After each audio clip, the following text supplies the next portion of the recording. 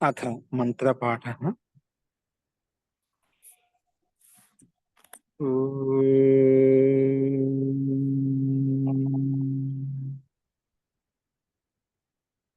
सहनाववतु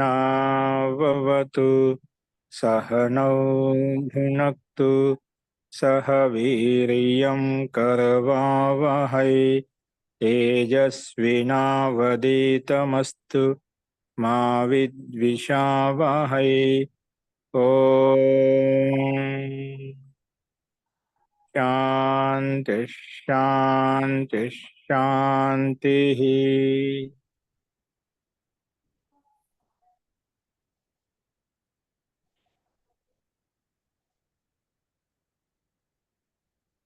सर्वेभ्यो नमः। అందరికీ నమస్కారం అండి.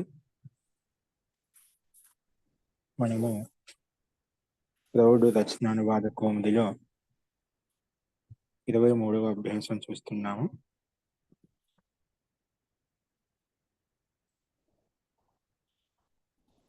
అందులో మనము తెలుగు వాక్యాలకు సమాధానాలు చూస్తున్నాము. నేను చెప్పిన వాటిల్లో ఏవైతే ఉన్నాయో ఆ వాక్యాలకు మిగిలిన వాటి కూడా సమాధానాలు చూద్దామండి. చూడండి, నిన్న మనము 2వ బిందు వరకు కా బిందు వరకు చూసాము. ఈరోజు గా బిందు బహుళ సమాసాన్ని ఉపయోగించి వాక్య నిర్మాణం ఎలా ఉంటుంది చూడండి. అందులో నిన్న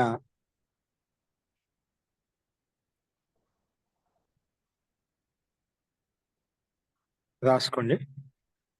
కృష్ణు యొక్క భార్య రూపవతి మరియు అతని యొక్క ఆవులు చితకబరి వర్ణంలో ఉన్నాయి, అంటే రంగు బిరంగుల వర్ణంలో ఉన్నాయి. అలాంటి వాక్యం చెప్పుకున్నాము.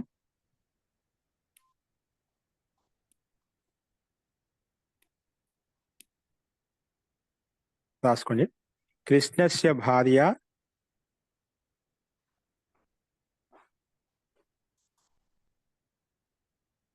కృష్ణస్య రూపవద్ భార్య. కృష్ణస్య రూపవద్ భార్య. కృష్ణస్య రూపవద్ భార్య.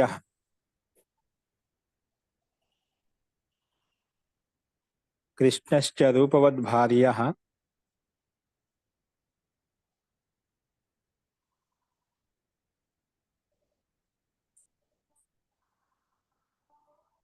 తస్య గావః తస్య గావః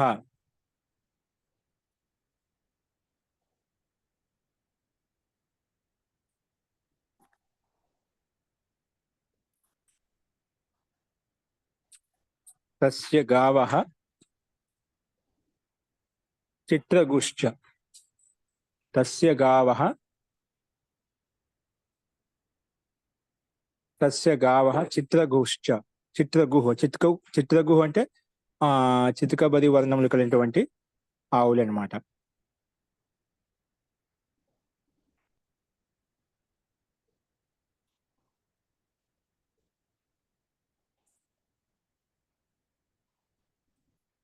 దీన్ని ఇక్కడ కూడా ఏ రకంగా రాస్తారు, అలా కాకుండా రూపవద్ భార్య అది చిత్రగుశ్చ. కృష్ణుడు రూపవద్ భార్యతోనూ అలాగే చిత్రగు వర్ణంతో ఆవులతోనూ ఉన్నాడు, యుక్తుడే ఉన్నాడు, అలాంటి అర్థం కూడా వస్తుంది. కానీ సంబంధంతో కలిపి చెప్పాం మనం. అస్తు శిష్యస్య రూపవద్ భార్య తస్య గావః చిత్రగుశ్చ. చితకబరి వర్ణ చిత్రగుశ్చ పర్యాప్తం, చిత్రగుశ్చ అని చెప్పి చెప్పుకున్నాం. నెక్స్ట్ చూడండి, 2వ వాక్యం.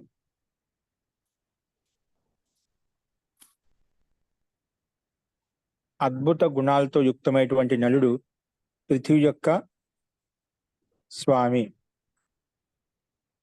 నలహ స నలహ కింద సంకేతం చూడండి.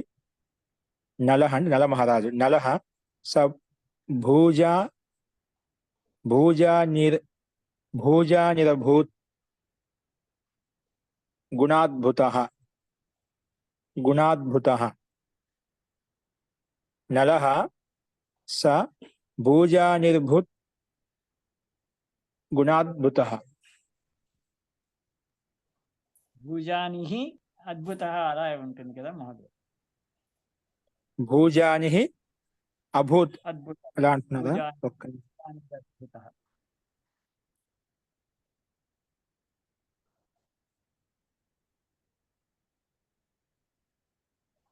భూజానిహి వాక్యం మనకు వచ్చేసి అద్భుత గుణంతో యుక్తమైనటువంటి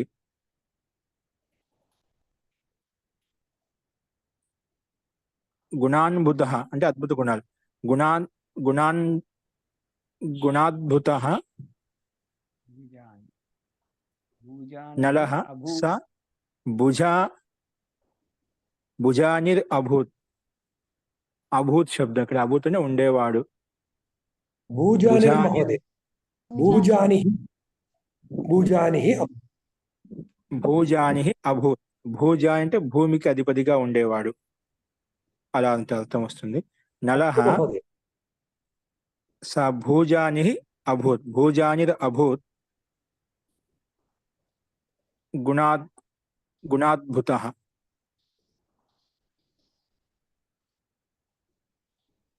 నలః స భూజానిర్ అభూత్ భూమికి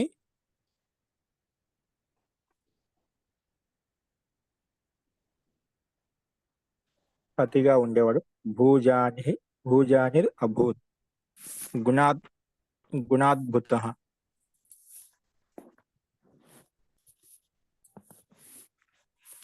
ఇక్కడ అన్వయం చేసుకుంటే గుణాద్భుతః నలః సహ భూజానిహి అభూత్. భూమికి అధిపతిగా స్వామిగా ఉండేవాడు.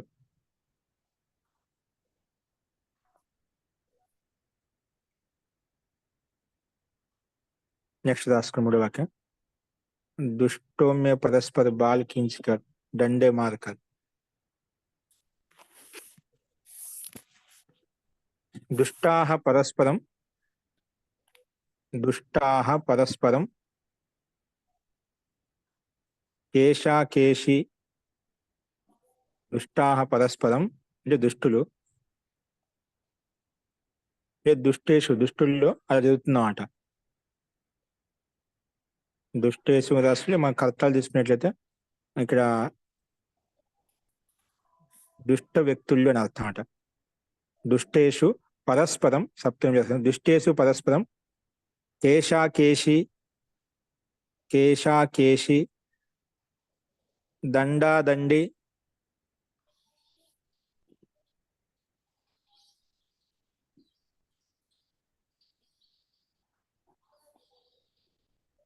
బాహుబాహవి. దండాదండి బాహుబాహవి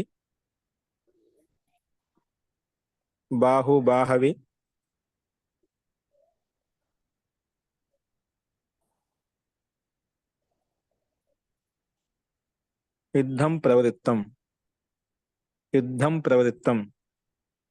దుష్టేషు పరస్పరం కేశాకేశి దండాదండి బాహుబాహవి యుద్ధం ప్రవృత్తం. అస్తు. నెక్స్ట్.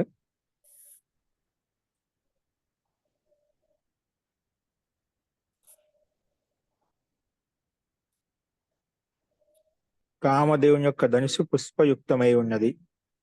నాలుగో వాక్యం సమా కిందనే ఇచ్చారు.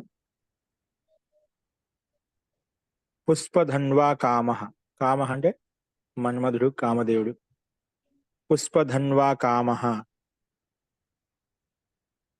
పుష్పధన్వా కామః.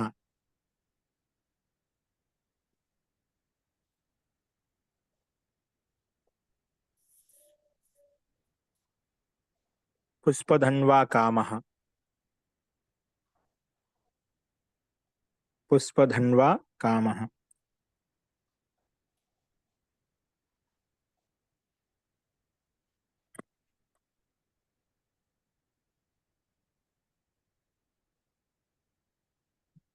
నెక్స్ట్ వాక్యం. ఈ రకంగా మూడో బిందులో మూడు వాక్యాలు చెప్పుకున్నాం. 4 వాక్యాలు చెప్పుకున్నాం. నెక్స్ట్ చూడండి. ఘా బిందు సైన్య వర్గాన్ని ఉపయోగించి వాక్య నిర్మాణం. సైన్య వర్గాన్ని ఉపయోగించి వాక్య నిర్మాణం. డాక్టర్ రాజేంద్ర ప్రసాద్ భారతదేశానికి ప్రధానమంత్రిగా ఉండేవారు మరియు రాధాకృష్ణన్ కూడా రాష్ట్రపతి అయ్యాడనమాట.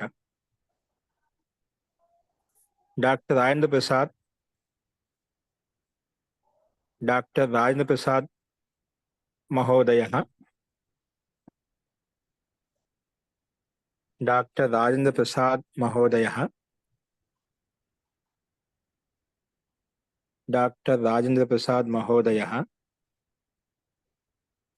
భారతదేశస్య ప్రథమః రాష్ట్రపతి బభూవ. ఆసీత్ రాయండి ఇక్కడ మనకి, ఇది కదా ప్రథమః రాష్ట్రపతి ఆసన్.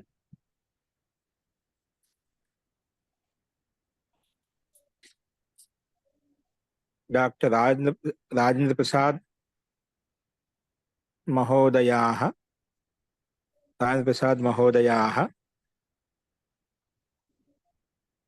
భారతస్య ప్రథమః రాష్ట్రపతి ఆసన్.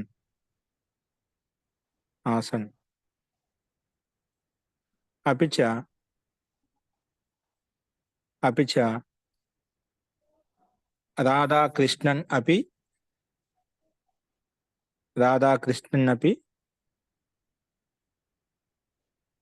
राष्ट्रपति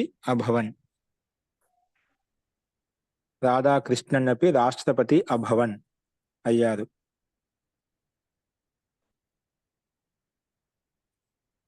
రాధాకృష్ణన్ अपि రాష్ట్రపతి అభవన్. డాక్టర్ రాజేంద్ర ప్రసాద్ మహోదయాః భారతస్య ప్రథమః రాష్ట్రపతి ఆసన్. अपि च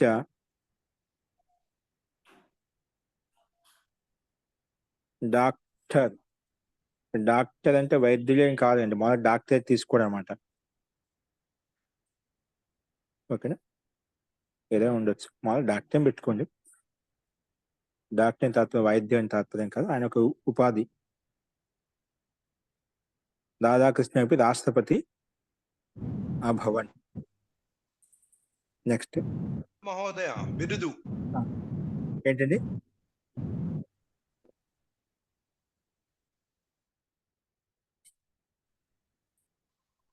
నెక్స్ట్ వాక్యం రాసుకోండి.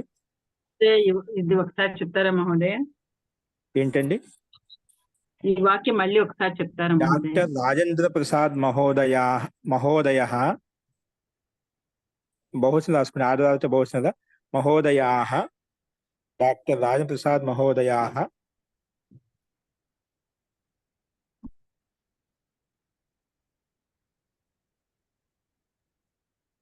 భారతస్య ప్రథమః రాష్ట్రపతి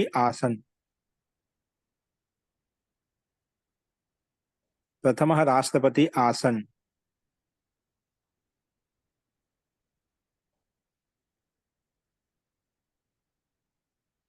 రాధాకృష్ణన్ अपि च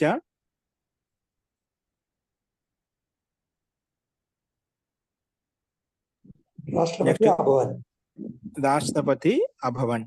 రాధాకృష్ణన్ अपि च రాష్ట్రపతి అభవన్. ఉపరాష్ట్రపతి అది మీకే తెలియాలండి, ఉండొచ్చు. రాష్ట్రపతిగా ఉండే రాష్ట్రపతి శబ్దం ఇక్కడ ఇచ్చారు, దీంట్లో దోషం ఉండాలి.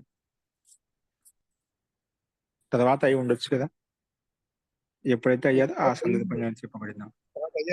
తర్వాత రాష్ట్రపతి అయింది కాబట్టి ఆ సందర్భాన్ని తీసుకున్నాం. అస్తు. నెక్స్ట్ వాక్యం చూడండి.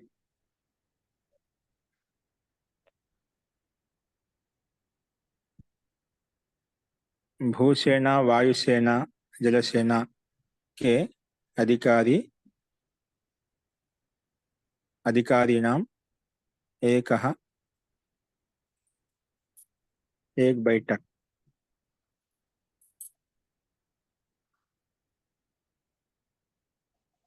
भूवायु जलसेनाध्यक्षों कदम राष्ट्रपति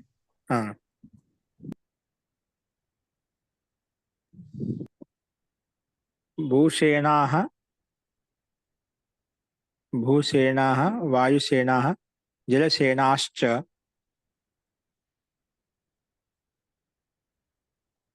భూసేనాः వాయుసేనాः జలసేనాశ్చ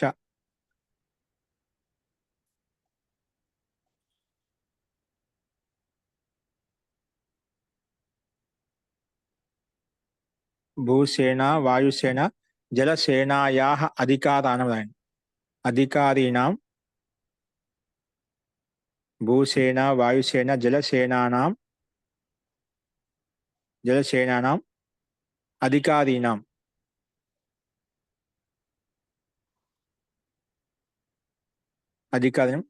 సమితిరేఖ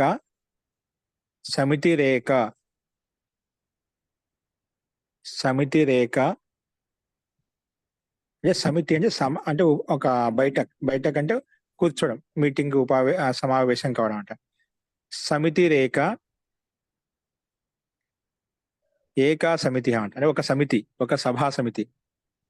ఎప్పుడు ఎవరికి అంటే భూసేన వాయుసేన జలసేనానాం అధికారీణాం ఏకా సమితి అంటే ఇక్కడ సమితి రేఖ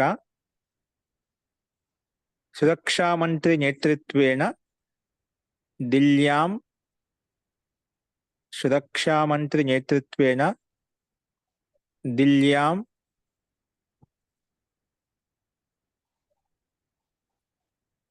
దెహల్యాం అభవత్ ఢిల్లీ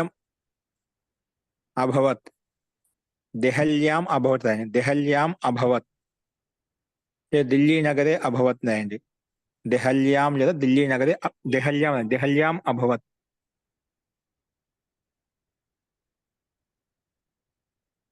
సురక్షా మంత్రి నేతృత్వేన భూసేన జలసేన వాయుసేనానాం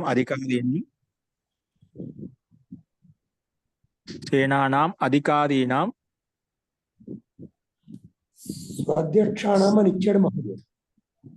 ఏంటండి? స్వాధ్యక్షాణం అని సంకేతములు ఇచ్చాడు.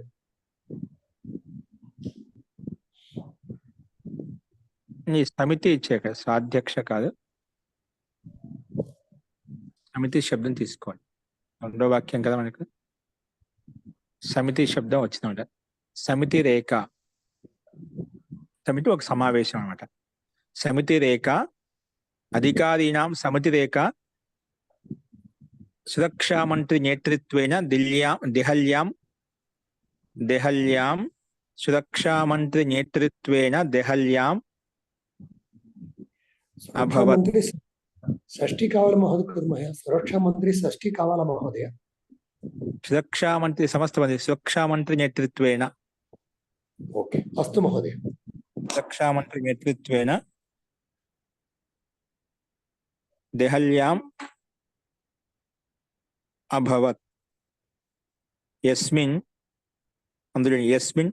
భారతస్య సురక్షా విషయే విచార వినిమయః సంజాతః. యస్మిన్ అందులో భారతస్య సురక్షా విషయే విచార వినిమయః సంజాతః.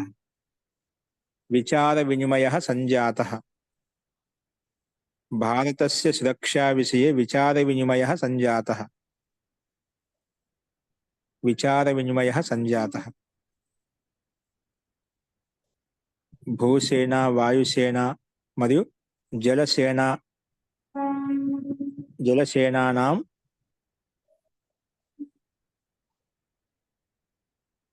జలసేన అధికారీణం అలా రాసుకోవచ్చు. జలసేన అధికారీణం సమితి రేఖ, ఇది ఏకా సమితి, ఒక సమితి. సురక్షా మంత్రి నేతృత్వేన దెహల్యాం అభవత్. యస్మిన్ భారతస్య సురక్షా విషయే విచార వినిమయః సంజాతః.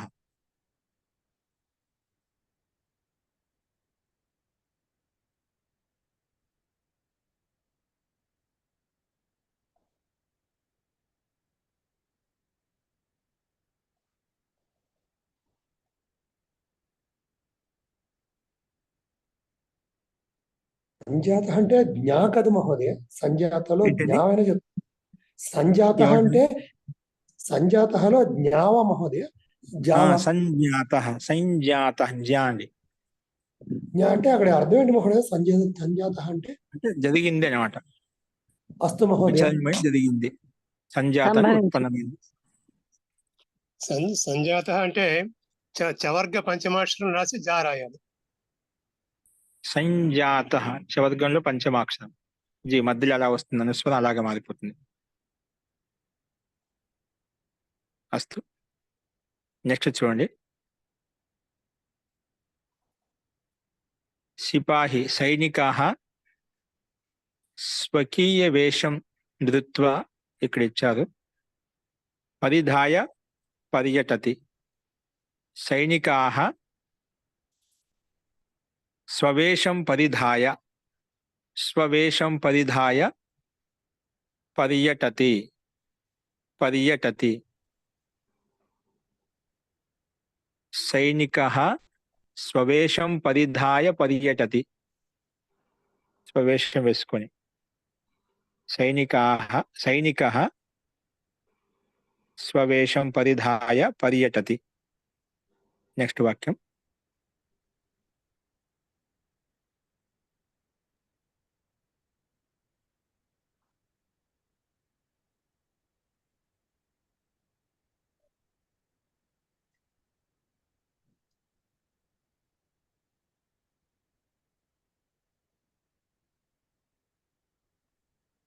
ఆర్మీ సైనికాః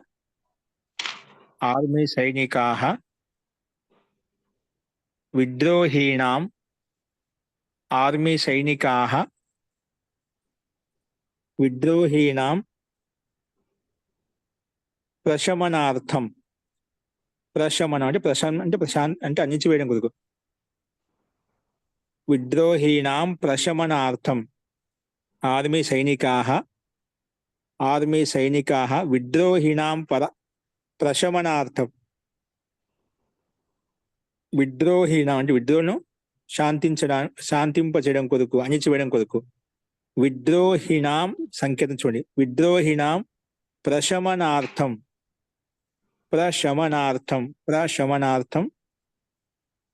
విద్రోహీణాం ప్రశమనార్థం.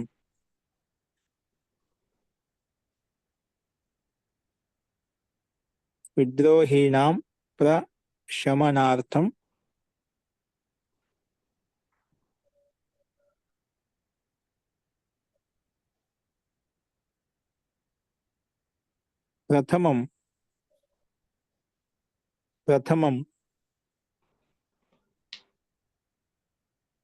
ప్రథమం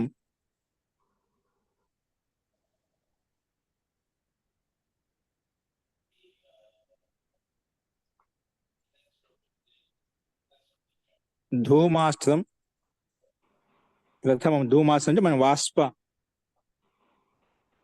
గ్యాస్ అని చెప్పుకున్నాం కదా, దాన్ని ధూమాస్త్రం అంటాను. ధూమం పొగగా వస్తుంది. ప్రథమం Tear- ధూమాస్త్రం జీ ప్రథమం ధూమాస్త్రం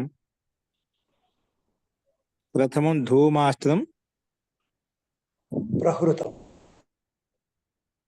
పశ్చాత్. ఇంకా దీంట్లో ఉంది, పశ్చాత్ తర్వాత. ప్రథమం ధూమాస్త్రం పశ్చాత్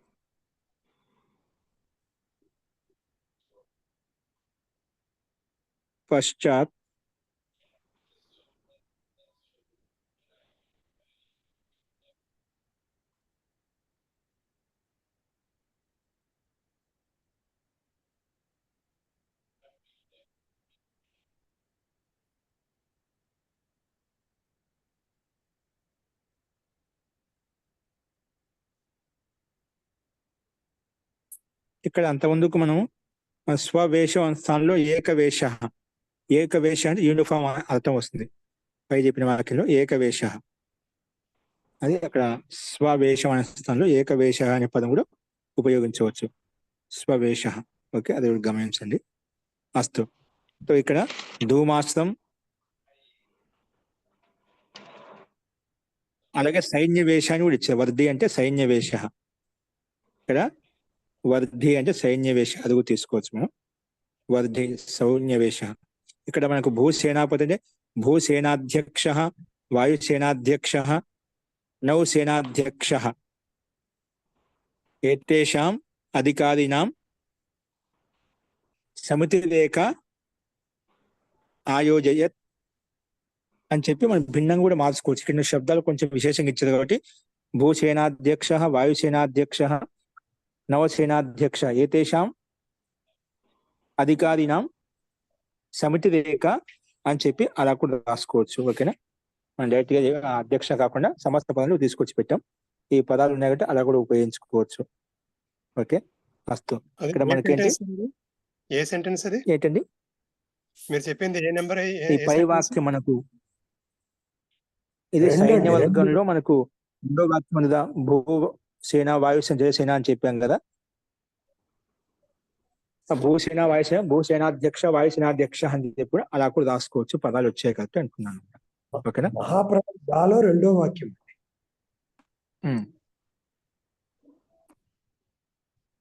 ఓకే, అది మనకి ఇవ్వబడింది కాబట్టి మనం అలా ఉపయోగించుకుంటున్నాం. అస్తు.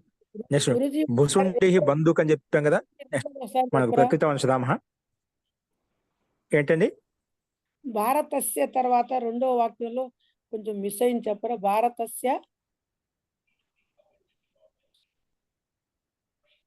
భూసేన వాయుసేన భారత వాక్యంలో సురక్షా విషయ భారతస్య సురక్షా విషయే సురక్షా భారత విషయం- సురక్షా విషయ విచార వినిమయ సంజాత. విచార వినిమయ సంజాత. Thank you. ఓకే, ఇక్కడ మనకి నెక్స్ట్ వాక్యం అయితే చెప్పుకున్న సిపాహి అంటే రక్ష్య, సైనిక అని చెప్పుకున్నాం. లేదంటే రక్ష్యం కూడా చెప్పుకోవచ్చు. రక్షి, రక్షి. వర్ధి అంటే మనకు చెప్పుకున్నాం పైన. ఇప్పుడు దానికి సైన్యవేష. వక్షి సైన్యవేష పరిధాయ పర్యటతి. రక్షి సైన్యవేషం పరిధాయ పర్యటతి. అలా వాక్యం, ఆ వాక్యం తీసుకుంటాం. నెక్స్ట్ వాక్యం చెప్పుకున్నాం. ఆర్మీ సైనికాః విద్రోహీణాం ప్రశమనార్థం ప్రథమం ధూమాస్త్రం చెప్పుకున్నాం. రెండవది ఏంటి? ప్రథమం ధూమాస్త్రం. రెండవది బందూక్ అని చెప్పుకున్నాం. ఇక్కడ పశ్చాత్ అన్నారండి. ధూమాస్త్రం. పశ్చాత్ భూషుండి. పశ్చాత్ భూషుండి. పైన శబ్దకోశం ఇచ్చారు. భూషుండి అంటే బందూక్. పశ్చాత్ భూషుండి. భూషుండి. అలాగే లఘు భూషుండి.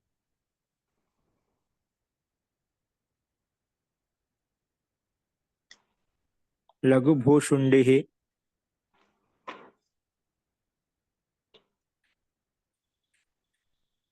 ధూమాస్త్రం భూషుండిం.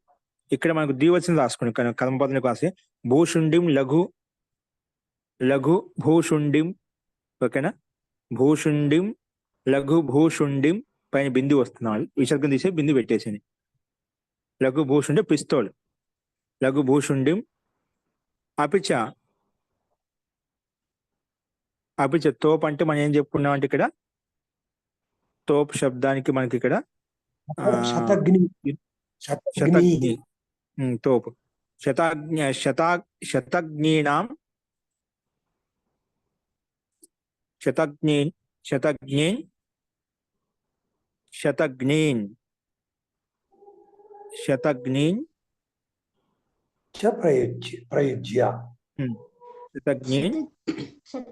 ప్రయుజ్య. శతగ్నిన్ ప్రయుజ్య అంటే వీటిని ప్రయోగించుకొని శతగ్నిన్ ప్రయుజ్య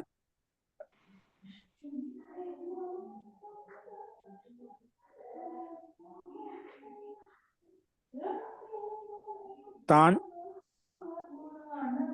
భస్మీభూతం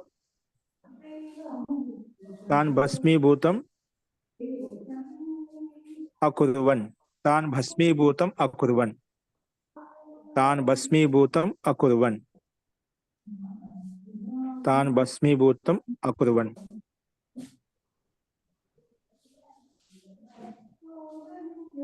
తాన్ భస్మీభూతం అకుర్వన్.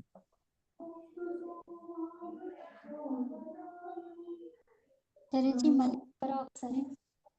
జీ కవిత గారు చెప్పండి. మళ్ళీ ఒకసారి చెప్తారా? ఇక్కడ అదే భుషుండిం లఘు భుషుండిం భుషుండిం లఘు భుషుండిం. అలాగే ఇక్కడ మనకు తోపు అంటే శతఘ్నీన్. శతఘ్నీన్ చాలా ఉన్నాయి ఇక్కడ. కాదు, శతఘ్నీన్ శతఘ్ని అనేది స్త్రీలింగంలో వచ్చింది. శతనీహి స్త్రీలింగం శతఘ్నీహి. అప్పుడు నదీ శబ్దానికి సమానంగా వస్తుంది. నదీం నద్యౌ నదీహి వస్తుంది. శతఘ్నీహి శతఘ్నీహి స్త్రీలింగం ఇచ్చారు ఇక్కడ. శతఘ్ని స్త్రీలింగం ఇచ్చారు కాబట్టి శతఘ్నీహి. ఓకే, ఉత్తమం. శతఘ్నీహి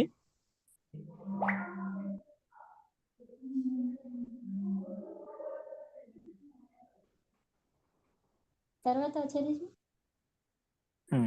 ప్రయుజ్య ప్రయుజ్య ప్రయుజ్య తాన్ భస్మీభూతం అకుర్వన్. అకుర్వన్.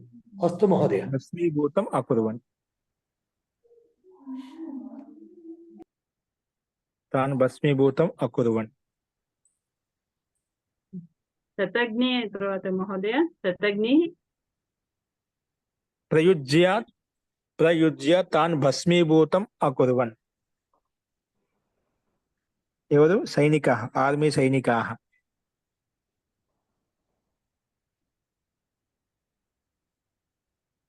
అస్తు.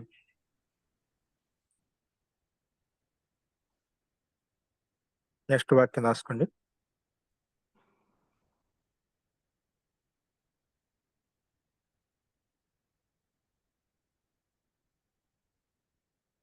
గత మహాయుద్ధే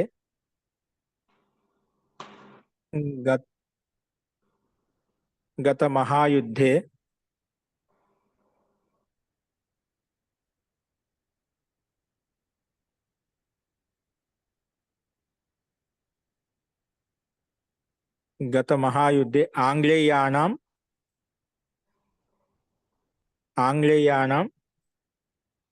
నౌకాదళం ఆంగ్లేయానం నౌసేనా విస్తృత. గత మహాయుద్ధే ఆంగ్లేయానాం నౌసేనా విస్తృత. విస్తృత అంటే వ్యాపించి ఉండేది. అదొక నౌకాదళం, ఒక సమూహం అంతా కూడా అత్యంత విస్తృతంగా వ్యాపించి ఉండేదంట. గత మహాయుద్ధే ఆంగ్లేయానాం నౌసేనా విస్తృత. నెక్స్ట్ వాక్యం. కవర్గంలో చివరి అక్షరం రాయాల మహోదయ. ఏంటండి? ఆంగ్లేయం అన్నప్పుడు కవర్గంలో ఆ చివరి అక్షరం రాయాలా? ఆంగ్లేయానాం. గకారం రాస్తాం. మూడో అక్షరం, కవర్గంలో మూడో అక్షరం. అస్తు. నెక్స్ట్ వాక్యం చూడండి. అద్యత్వే రూసుదేశస్య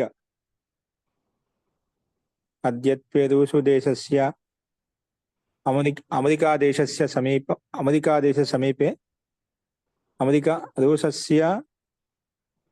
రూసుదేశస్య అద్యత్వే రూసుదేశస్య అమెరికాదేశస్య చ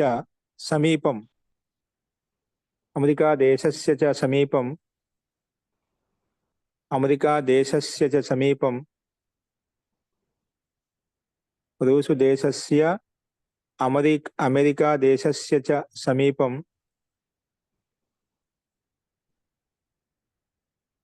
ఏటంబం అంటే పరమాణు వస్త్రం. ఏటంబం అంటే పరమాణు వస్త్రం. జల్ పరమాణు పరమాణు వస్త్రం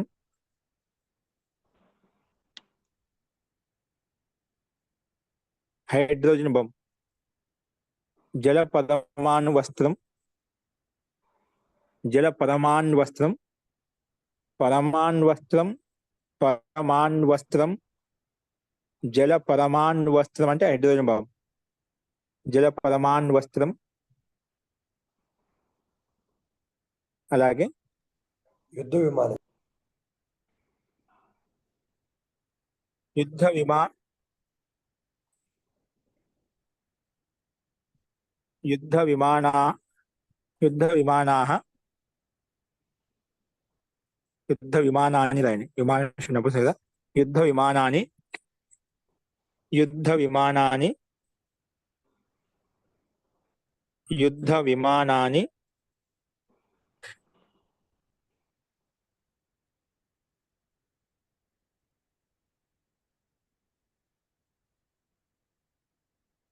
అత్యధికాः సంతి, అత్యధికాः సంతి. యుద్ధ విమానాన్ని అత్యధికాः సంతి. అద్యత్వే రూసుదేశస్య అమెరికాదేశస్య చ సమీపం పరమాణువస్త్రం, జల పరమాణువస్త్రం, యుద్ధ విమానాని చ అత్యధికాः సంతి. అత్యధికాः సంతి. అత్యధికాः సంతి. అత్యధికాः సంతి. అస్తు.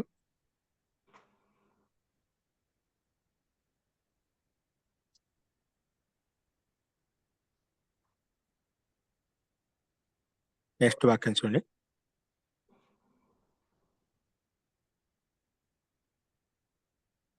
ఏడో వాక్యం చూడండి.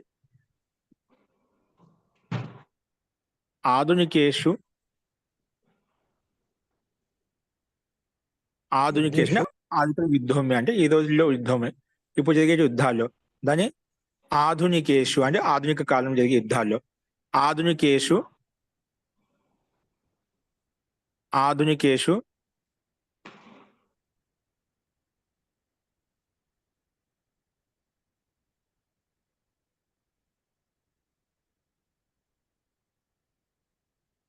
పరమాణువస్త్రాణం, పరమాణువస్త్రాణం, యుద్ధ విమానానాం, పరమాణువస్త్రాణం, పరమాణువస్త్రాణం, పరమాణువస్త్రాణం, యుద్ధ విమానానాం చ మహత్వం అత్యధికం వర్తతే. యుద్ధ విమానానాం చ, యుద్ధ విమానానాం చ మహత్వం అత్యధికం వర్తతే. మహత్వం అత్యధికం వర్తతే. మహోదయ, మహోదయ, ఇక్కడ ఆధునికేషు యుద్ధేషు ఉండాలా మహోదయ? ఆధునికేషు యుద్ధేషు రాసుకోవచ్చండి. ఎందుకంటే ఆధునికేషు యుద్ధేషు పరమాణు వస్త్రస్య యుద్ధ విమానస్య మహత్వం అధిగచ్చతి అనొచ్చా మహోదయ? అధిగచ్చతి, అధిగచ్చతికి అర్థం అది ఉపసర్గాన్ని బట్టి ఎక్కువ. అధిక అంటే అత్యధికత అని చెప్పడానికి వస్తుంది. అత్యధికాః సంతి. అధిగచ్చతి రాసుకోవచ్చు. అధిక శబ్దం ఉపద అధికాసం తీసుకోవచ్చు ఇక్కడ. ఓకేనా, ఎక్కువ అని చెప్పి. అంతకంటే ముందు ఇక్కడ ఏంటంటే మీరు ఏం చెప్పారు ఇక్కడ, ఆధునికేషు యుద్ధేషు పరమాణు, ఇక్కడ బహువచనం రాసుకున్నాను. పరమాణు వస్త్రస్య, పరమాణు వస్త్రాన్ని బహువచనం రాయండి. పరమాణు బ్రహ్మోంక, అది విమానంక, వీటికి ఎక్కువగా ఒకటిగా చాలా ఉన్నాయి. బహువచనం రాసేసుకుందాం. పరమాణు వస్త్రానాం యుద్ధ విమానానాం చ మహత్వం అత్యధికం. యుద్ధ విమానానాం చ మహత్వం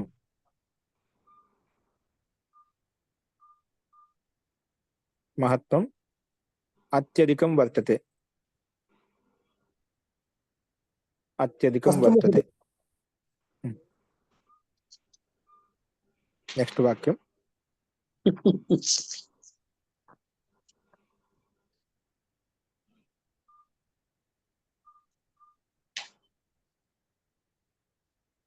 నెక్స్ట్ చూడండి.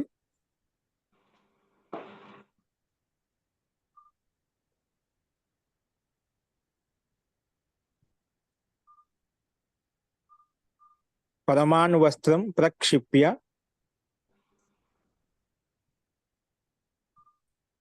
పరమాణు వస్త్రం ప్రక్షిప్య అంటే ప్రకృష్టంగా క్షేపం అంటే విసిరివేసి సహస్రాన్ జనాన్ సంహర్తుం శక్యతే. సహస్రానాం జనానం సంహర్తుం శక్యతే. సంహర్తుం శక్యతే. హంతుం శక్యతే అని కూడా అనొచ్చు కదా మహోదయ. జీ అనొచ్చండి. ప్రహర్తుం శక్యతే, సంహర్తుం శక్యతే. ఓకే, రాయండి. అస్తు మహోదయ.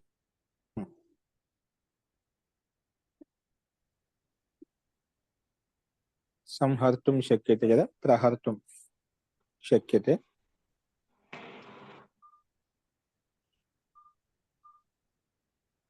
మళ్ళీ ఒకసారి చెప్పరా అండి మహోదయ వాక్యం. పరమాన్ వస్త్రం ప్రక్షిప్య పరమాన్ వస్త్రం ప్రక్షిప్య సహస్రానాం జనానాం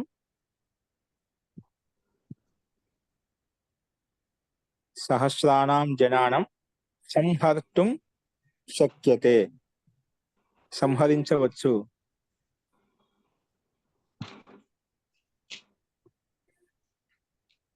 సంహర్తుం ప్రహర్తుం ప్రహారం చేయవచ్చు, సంహారం చేయవచ్చు. ప్రహారం అంటే మనం ముందుంచి ప్రహారం చేయడం అంటే ఇక్కడ మనం ఒక యంత్రం ద్వారా చేస్తున్నాం కదా, అందుకే సంహరించవచ్చు అని అలా తీసుకోండి. ఓకే, ప్రహారం మనం డైరెక్ట్ గా ప్రహారం చేయడం అంట, దానికన్నా సంహరించడం రాసుకోండి. అంతకన్నా ముందు అధిగచ్చితు చెప్పాం, అది రాసుకోవచ్చు. ముందు కర్మపదం ఉంటే బాగుంటుంది అన్నమాట. కర్మపదం లేదు కదా, అందుకే అక్కడ ఉన్నట్టు అత్యధిక వర్తతే అని చెప్పాను. అస్తు. సంహర్తుం శక్యతేనండి. ఆమా శబ్దాత్ సంహరించగలం, శక్యత సంహరించగలం అర్థం వస్తున్నాడు. కియా జా సక్తా హై అనేది కాబట్టి అలా మనం నిశ్చయంగా చెప్పేంత, కానీ ఎక్కువ శాతంలో సంహారం చేయగలం అంటే మనం వాడిని సంహరించగలం అంటే చంపగలం అనే సంభావనలో వ్యక్తం చేయబడింది. అస్తు. నెక్స్ట్ చూడండి. బారూద్ సే మకానం కూడా చేస్తాయి. బారూద్ అంటే మనం చెప్పుకున్నాం గోళీ చూర్ణం, అగ్నిచూర్ణేన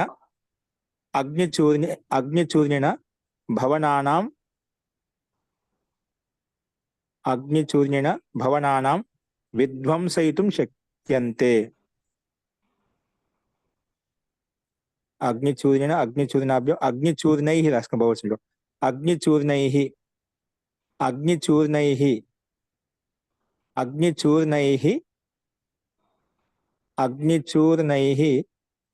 భవనానాం లేదా గృహాణాం విధ్వంసయితుం శక్యంతే. విధ్వంసం చేయవచ్చు. విధ్వంసయితుం శక్యంతే. ఇక్కడ గృహాన్ కదా మహోదయ, గృహాణం కావాలా గృహాన్ కదా. ఏం చెప్పాను ఇక్కడ నేను అంటే ఆ గృహానాం అన్నారు, షష్ఠి అక్కడ ద్వితీయ కదా మహోదయ. ఒక్క నిమిషం, నేను చెప్పిన వాక్యం ఏంటి మీకు ఒక్కసారి నేను చూస్తాను. బారూద్ సే మకానోంకో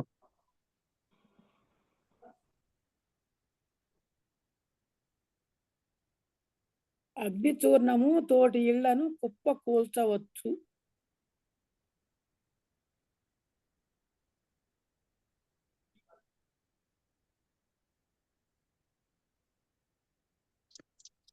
అగ్నిచూర్ణై అని చెప్పారు మహోదయ. బహువచనం చెప్పాను అక్కడ, ఎందుకంటే శక్యంతే ఉంది.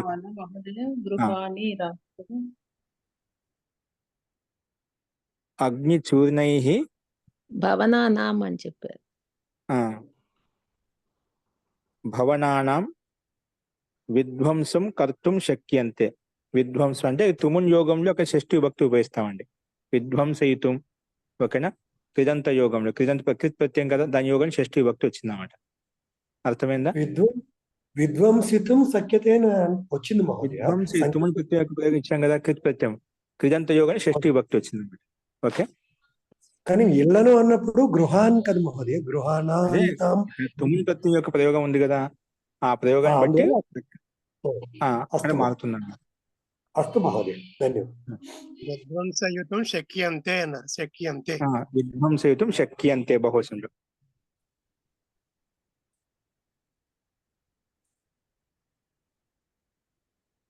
కర్తృ కర్మణోః కృతి అనే సూత్ర మాధ్యంతో అలా వస్తుందన్నమాట.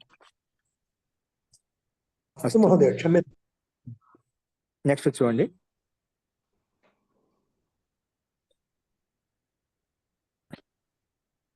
నగరం యొక్క సురక్షాదాయిత్వం.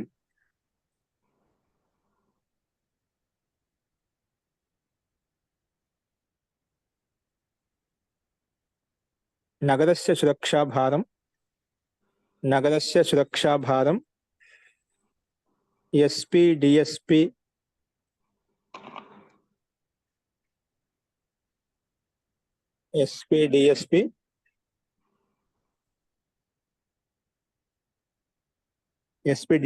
ఏతయోః ఉపరి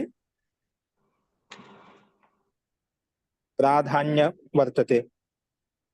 ఏతయోః ఉపరి ఎస్పీ డిఎస్పీ ఏతయోః ఉపరి. మహోదయ ఎస్పీ డిఎస్పీకి ఇచ్చారు. కోటపాలే ఉపకోటపాలే అని ఇచ్చారు. పదాలు ఇచ్చదా? కోటపాలే ఉపకోటపాలే. ఓకే, అవి ఇస్తే మనం రాసుకోవచ్చు, భయం లేదు.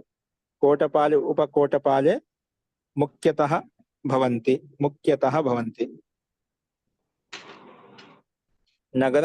నగరస్య సురక్షాభారం కోటపాలే ఉపకోటపాలే ముఖ్యతః భవతః. ద్వివచనం రాసుకోండి.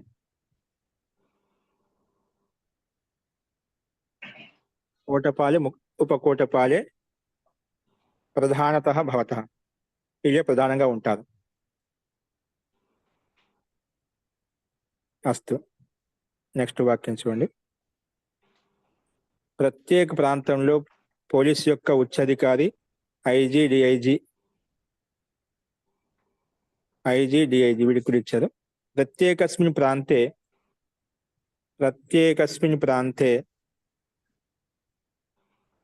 రక్షీణాం అంటే సైనికులు, పోలీసులు రక్షి శబ్దం వచ్చింది. ప్రత్యేకస్మిన్ ప్రాంతే రక్షీణాం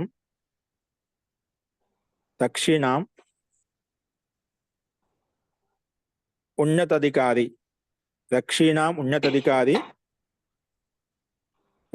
ఎవరు? ప్రధాన రక్షీ నిరీక్షకాః ఉప ప్రధాన రక్షీ నిరీక్షకాః.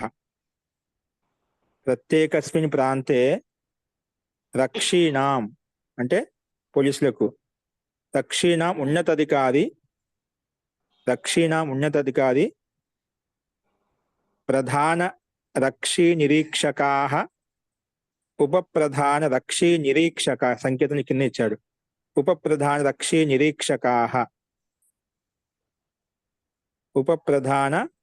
నిరీక్షకాః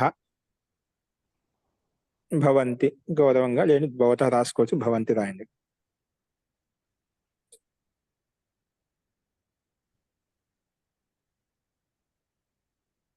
నెక్స్ట్ వాక్యం.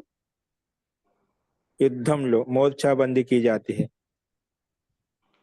మహోదయ, ఈ వాక్యం ఒక్కసారి చెప్పరా? ప్రత్యేకస్మిన్ ప్రాంతే రక్షీణాం, కింద సంకేతం చూడండి. రక్షీణాం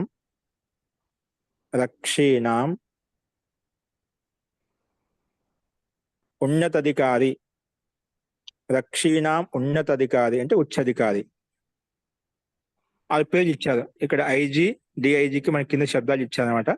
ఏమి ఇచ్చారంటే ప్రధాన రక్షీ నిరీక్షకాః ఉప ప్రధాన రక్షీ నిరీక్షకాః భవతః.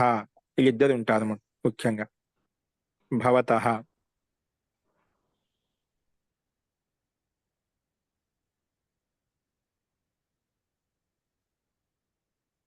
నెక్స్ట్ అంతిమ వాక్యం.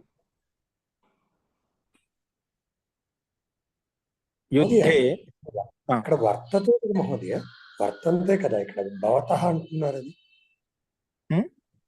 భవతః ఇక్కడ అంటే వర్తేతే అని రెండు ఒకటే. భూధాతు, ఋతుధాతు, అస్ధాతు, సప్త అర్థంలో ఉంటాయి. ఓకేనా? ఏమైనా అస్తు మహోదయ. తీసుకోవచ్చు. ఓకేనా? ఓకేనా? రాసుకుంటే దివసంలో వర్తేతే రాయి, వర్తతే కాదు వర్తేతే రాయి. మీరు రాసుకుంటే అలా రాసుకోండి. నెక్స్ట్ చూడండి అంతిమ వాక్యం. యుద్ధే, యుద్ధే సంసిద్ధత చేయబడుతున్నాడు. యుద్ధే పరికయ పరివేష్టనం క్రియతే. పరికయ నాలుగు వైపులా సంసిద్ధ చేసుకుంటున్నాను, అన్ని వైపు నుంచి బాగా రెడీ చేసుకుంటున్నా అన్నమాట. యుద్ధే పరికయ కింద లాస్ట్ లో యుద్ధే పరికయ పరివేష్టనం క్రియతే. యుద్ధే పరికయ పరివేష్టనం క్రియతే. పరివేష్టనం క్రియతే. అపిచ అపిచ తేషు అపిచ తేషు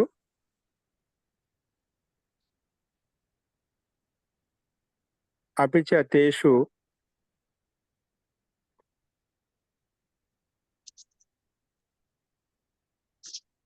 యుద్ధ విమానం యుద్ధ అపిచ తేషు మనకు వాక్యం ఒక్క నిమిషం.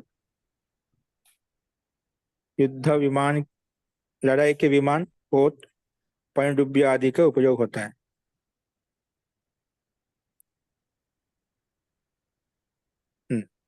युद्ध विमानानाम युद्ध विमानानाम युद्ध विमानानाम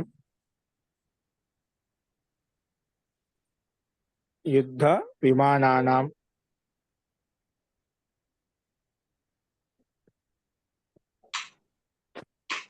పోతానాం పోతానాం యుద్ధ విమానానాం పోతానాం. అలాగే పనుడుబియా అంటే మనకు పోతానాం జలాంతర జలాంతర పోతానం చ జలాంతర పోతానం చ జలాంతర పోతానాం చ జలాంతరిత జలాంతరిత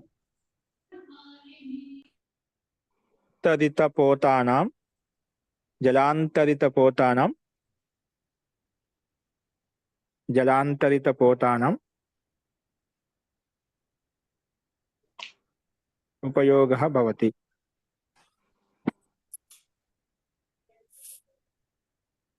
ప్రయోగం భవతి ఉపయోగः భవతి. పోతానం ఇత్యాది ఇత్యాది ఇత్యాది ఉపయోగాः భవంతి. ఇత్యాది ఉపయోగాः భవంతి.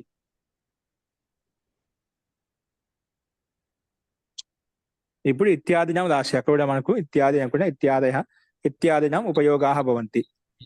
ఇత్యాదినం అన్ని షష్ఠి ఇత్యాదినం ఉపయోగాः భవంతి. మహోదయ ఇత్యాదినం సబ్మెరన్స్ అంతేనా అది ఏమన్నా మహోదయ? సబ్మెరన్ అన్నారు కదా. జలాంతరిత పోత అని చెప్పారండి. వర్డ్ ఉంది శబ్దకోశంలో వచ్చింది. ఓకే, పనుడుబ్బి ధన్యవాదాలు. అంటున్నా కింద సంకేతం మీకు స్లైడ్ మీద కనిపిస్తుంది. జలాంతరిత పోతానాం జలాంతరిత పోతానాం ఇత్యాది ఇత్యాదినాం చ ఉపయోగः భవతి. పోతానాం ఇత్యాదినాం చ ఉపయోగः భవతి. ఆచార్యజీ జీ కవిత గారు ఇక్కడ షష్ఠిలో తీసుకున్నాం ఎందుకు? ఇది ఏంటండి? ఇక్కడ యుద్ధ విమానాలు నీటి పడవలు అంటున్నాం కదా, జస్ట్ ప్రథమ విమానానికి ఉపయోగः భవతి అని చెప్పాను కదా. ఉపయోగः కూడా ఇది ఇదంత యోగం అన్నమాట. అప్పుడు మనం ఒకేలా ఉపయోగः భవతిగా ప్రయుజ్యంతే ఉపయుజ్యంతే ఒకే క్రియాపదం పెట్టుకున్నాం అనుకోండి, అప్పుడు ద్వివచనం వస్తుంది. ఓకేనా? కాదు, ఉపయోగ శబ్దము ఉపయోగించకుండా దాన్ని డైరెక్ట్ గా మనం ఉపయుజ్యంతే అలా పెట్టుకున్నట్లే ఖచ్చితంగా ద్వివచనం పెట్టుకోవాలి. క్రియాపదం ముందు ఖచ్చితంగా కర్మపదం ఉంటుందన్నమాట. కర్మపదం రాలేదనుకోండి, అక్కడ కృదంత శబ్దం ఉంటే అక్కడ కృదంత యోగాన్ని షష్ఠీ విభక్తి పెట్టుకోవాలి. జీ అర్థమైందండి? లేదు, మళ్ళీ చెప్పరా? ఇక్కడ మనకు ఉపయోగ భవతి అని చెప్పాను. ఉపయోగ భవతి, ఉపయోగ అనేది ఇక్కడ ఉపయోగకు యుజు ధాతు చేత కృదంత ప్రతి తీసుకొని ఉపయోగ శబ్దం తయారైందన్నమాట. ఓకేనా? ఇలాగా భవతి శబ్దం క్రియాపదం, భవతికి ముందే ఉంది కృదంత పదం ఉందన్నమాట. ఓకేనా? అలా కృదంత పదం ఉండవద్దు, ఉంటే కర్మపదం ఉండాలి. అక్కడ క్రియాపదం ముందు వెళ్ళి కర్మపదం ఉంటుంది. ఆకే ఉపయుజ్యంతి అన్నాం అనుకున్నప్పుడు ఉపయోగం కాకుండా డైరెక్ట్ ఉపయుజ్యంతి అంటే ఉపయోగిస్తారు. అప్పుడు ఖచ్చితంగా షష్ఠీ విభక్తి అయితే పెట్టుకుని ద్వివచనంలోకి మార్చుకోవాలి. అప్పుడు ద్వితీయ విభక్తి బహువచనంలోకి మార్చుకోవాలి. అప్పుడు ఏమొస్తుందంటే మనకు అన్ని ద్వివచనంలోకి మారిపోతాయి. యుద్ధ విమానాన్ పోతాన్ జలాంతరిత పోతాన్ ఉపయుజ్యంతే అలా పెట్టుకోవాలి. ఓకేనా? రెండిటికి తేడా తెలిసిందా? తెలిసింది, కానీ ఇక్కడ ఉపయోగ అంటే యుద్ధ విమానానాం అన్నారు. అదేంటిది? అదే అంటున్నాను, యుద్ధ విమానానాం ఉపయోగ భవతి. వీటి యొక్క ఉపయోగం చేస్తారు. ఈ ఉపయోగ శబ్దం ఏదైతే ఉందో అది కృదంత శబ్దము. ఆ కృదంత శబ్ద కారణం చేత మనకు ఇక్కడ షష్ఠీ విభక్తి పెట్టుకున్నాము. ఓకేనండి? ధన్యవాదాలండి. ఓకే. ఇట్లాంటి ప్రశ్న ఆయన కూడా అడిగారు. అలాగా అయితే మనకి ఎందుకంటే డైరెక్ట్ పదం రాసుకుంటాం కాబట్టి మనం ద్వితీయ భక్తి అనుకుంటాం. అందుకే ఓకే, మీరు ద్వితీయ భక్తి అప్పుడు ఉపయోగ భవతి అనుకుంటే డైరెక్ట్ ఉపయుజ్య అంతే రాయండి. అప్పుడు ద్వివచనంలో అయితే ఇప్పుడు చెప్పినాం కదా, యుద్ధ విమానాన్ పోతాన్, అలాగే జలాంతరిత పోతాన్ ఇత్యాదీన్ ఉపయుజ్యంతే. ఇత్యాది ఇది కూడా మారిపోతుంది మళ్ళీ. అప్పుడు ఇత్యాదిని ఉపయుజ్యంతే యుద్ధాన్ని ఉపయోగిస్తాం అక్కడ. ఓకే, అలాగే రాసుకోండి. అంటే మీకు ద్వితీయ అనేది ఎప్పుడు వస్తుంది, షష్ఠీ విభక్తి ఎప్పుడు వస్తుంది దాన్ని మనం చూసుకోవాలి. కృదంత యోగం ఎప్పుడు ఉన్నా కూడా అక్కడ షష్ఠీ విభక్తి పెట్టుకుంటాం. కర్తరి కర్మణో కృతి అని నియమానుసారంగా. నేననేది ఏంటంటే ఇక్కడ ప్రథమ అనే వస్తుందేమో అని అంటున్నాను. వస్తే ఇందులో సందేహం. ఈ రకంగా మనకు అభ్యాసం. జీ కవిత గారు. ఆచార్యజీ, నేను అక్కడ విభక్తిలో ప్రథమ విభక్తినే వస్తుంది అని అంటున్నాను. విభక్తిలో ప్రథమ విభక్తి, అట్లా విభక్తి గురించి చెప్తున్నారు. సరే, విభక్తి ఉపయోగ మరియు ఉపయోగ భవతి కరెక్టే. కృదంత అంటే కరెక్టే, మీ ఉపయోగ ఏదో విభక్తిలో ఉంటుంది.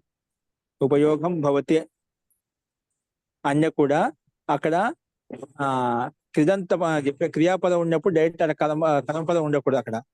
అక్కడ మనకి కర్మపదం ఆల్రెడీ ఉంది కదా, దానికి విశేషణం కావాలి. విశేషణం కాదు కదా ఇది, అది భిన్న పదం. ఉపయోగం శబ్దం అనేది ఇత్యాదిని ఉపయోగం భవతి, ఇత్యాదిని వీటికి ఉపయోగం ఎంచుకుంటాం. ఉపయోగం దాంతో సంబంధం ఉందా?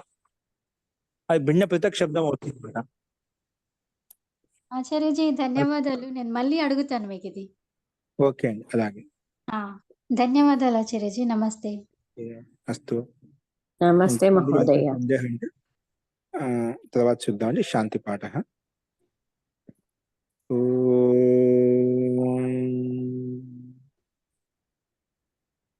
సర్వే భవంతు సుఖినః, సర్వే సంతు నిరామయాః, సర్వే భద్రాణి పశ్యంతు, మా కశ్చిత్ దుఃఖభాగ్ భవేత్. ఓం శాంతి శాంతి శాంతి. సర్వేభ్యో నమః. అందరికీ నమస్కారం అండి. నమస్తే మహోదయ.